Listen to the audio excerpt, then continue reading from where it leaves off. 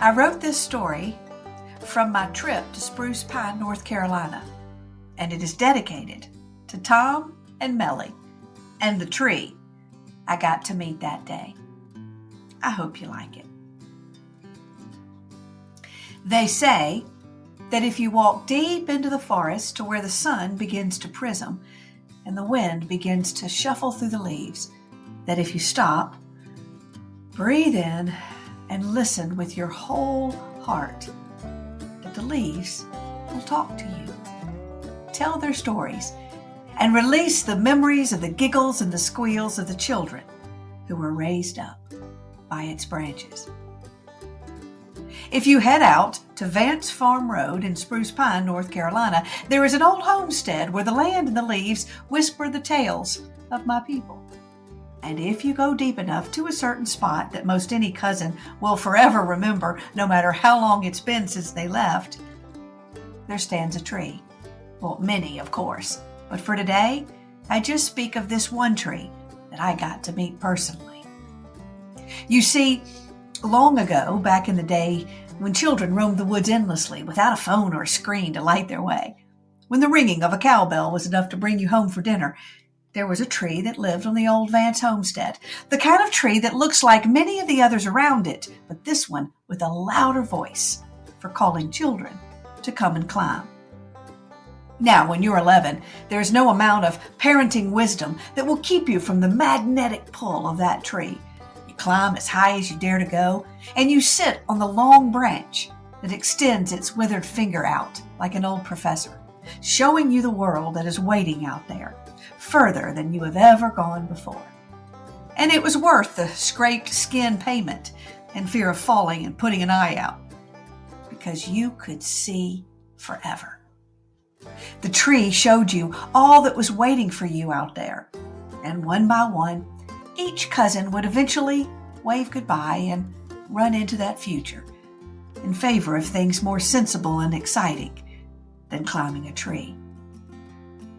And so that tree has stood guard over the homestead for all these years, until one day, two cousins come walking back through the same woods, their hair now gray, their step not as quick as it used to be back then, and the leaves begin to flutter like the turning pages of their childhood scrapbook. "There's the tree," she whispers in quiet awe. "Do you remember it?" He nods. Who could forget? They both stared at it for a moment, much as you stare at something that felt so big when you were small, and now you see through a different, dusty lens.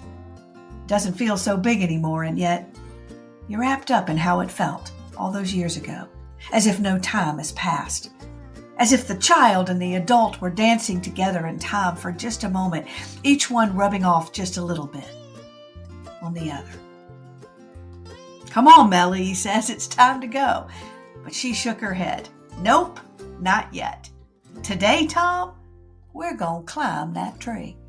And her crow's feet illuminated that same determined grin she'd had when she was 11. And so they climbed branch by branch as high as they could. We won't reveal who got further.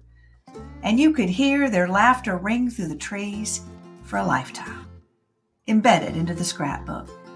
Another memory for keeping and whispering to another ear on another day.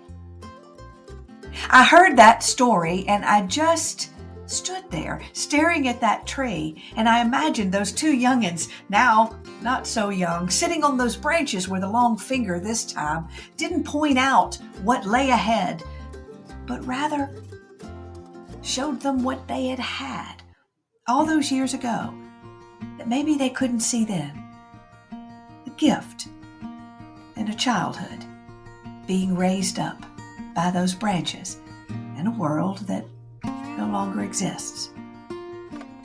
For we reach a point in life where we do sit out on that branch, knowing that what lies ahead is a shorter road than the one we've walked. And sometimes, if we're quiet enough,